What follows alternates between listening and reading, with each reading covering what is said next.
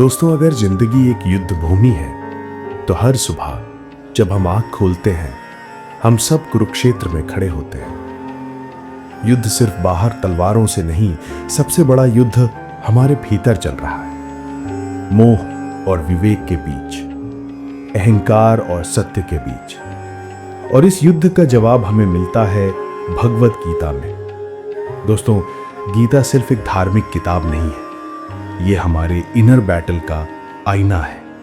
हर श्लोक, हर अध्याय जिंदगी के सवालों का जवाब छुपाए हुए है। आज हम शुरू करते हैं पहला अध्याय, अर्जुन विषाद योग, और देखते हैं कि कैसे सिर्फ पहले 3 श्लोक हमें जिंदगी के 3 सबसे बड़े सच सिखाते हैं।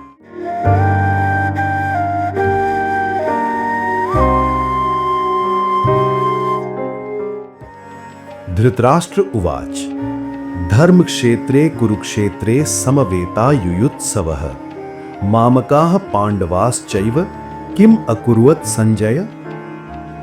राजा धृतराष्ट्र पूछते हैं, हे संजय, मेरे पुत्र और पांडु के पुत्र धर्मभूमि कुरुक्षेत्र में युद्ध की इच्छा से एकत्र हुए हैं, उन्होंने क्या किया? धृतराष्ट्र सिर्फ अंधे नहीं थे आंखों से, बल्कि मन से भी। उनका सवाल युद्ध की स्थिति जानने का नहीं था, बल्कि उनके लोभ और पक्षपात का आईना है। ध्यान दीजिए, वे कहते हैं मामकाः यानी मेरे पुत्र, और फिर पांडवाः यानी पांडु के पुत्र। उन्होंने दोनों को बराबरी से मेरे पुत्र नहीं कहा। यही उनका मोह है। हम सबके अंदर कहीं ना कहीं एक धृतराष्ट्र छुपा हुआ है। जब हम अपने परिवार, दोस्तों या रिश्तों में भेदभाव करते हैं तो वही धृतराष्ट्र बोलता है। जब हम सच्चाई जानते हुए भी आंखें मूंद लेते हैं तो यह भी उसी अंधेपन का रूप है। और जब हम अपने अहंकार के कारण सही को गलत ठहराने लगते हैं, तब भी हम धृतराष्ट्र की तरह ही आचरण कर रहे होते हैं। आज के समय में हमारी कुरुक्षेत्र क्या है?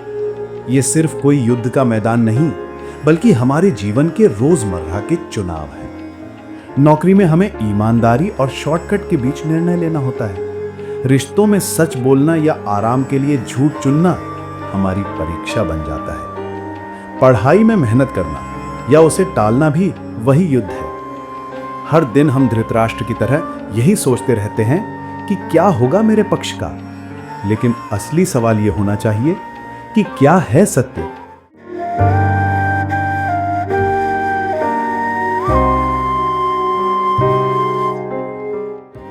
संजय उवाच दृष्ट्वा तु पांडवानिकं व्यूढ़ं दुर्योधनस्तदा आचार्यमुपसंगम्य राजा वचनम अब्रवीत।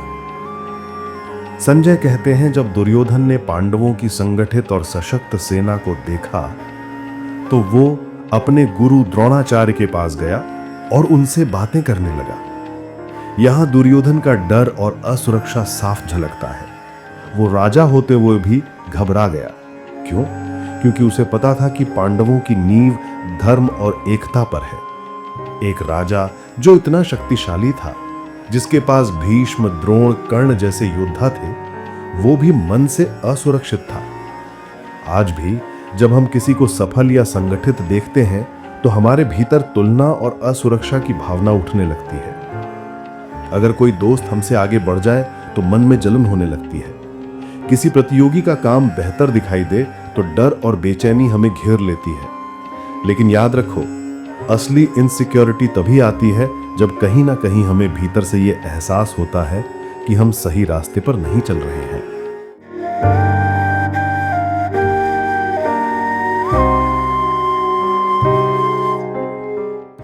पश्यैतां पांडुपुत्राणाम आचार्य महतीं चमूम व्यूढ़ाम द्रुपदपुत्रेण तव शिष्येण धीमता। दुर्योधन कहता है, आचार्य, देखिए पांडवों की इस विशाल सेना को, जिसे आपके ही बुद्धिमान शिष्य द्रुपद पुत्र धृष्टद्युम्न ने सजाया है। यहां दुर्योधन सिर्फ सेना नहीं दिखा रहा, वो अपने शब्दों से चोट कर रहा है। वो अपने गुरु द्रोण को याद दिला रहा है कि आपका ही शिष्य आज आपके खिलाफ खड़ा है। ये है इमोशनल मैनिपुलेशन। दुर्योधन चाहता है कि द्रोणाचार्य गिल्ट में आ जाएं और पांडवों पर पूरी ताकत से हमला करें। दुर्योधन का यह स्वभाव हमें दिखाता है कि जब इंसान अंदर से कमजोर होता है तो वो दूसरों को गिल्ट या भावनाओं से मैनिपुलेट करने की कोशिश करता है। पर असली शक्ति मैनिपुलेशन से नहीं आती, बल्कि आत्मबल और सत्य से आती है। सोचो, कितनी बार हम भी ऐसा करते हैं। कभी किसी को गिल्ट दिलाकर अपना काम निकलवाते हैं, तो कभी दोस्त या बॉस को भावनाओं से मैनिपुलेट कर लेते हैं। रिश्तों में भावनात्मक ब्लैकमेल भी हम ही करते हैं।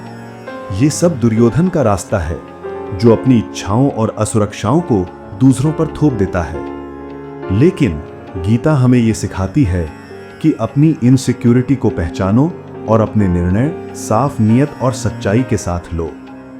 धृतराष्ट्र का मोह, दुर्योधन का डर और उसका छल, यही है गीता की शुरुआत। ये सिर्फ युद्ध भूमि का वर्णन नहीं है, बल्कि हमारे भीतर के अंधेपन, डर और छल का आईना है।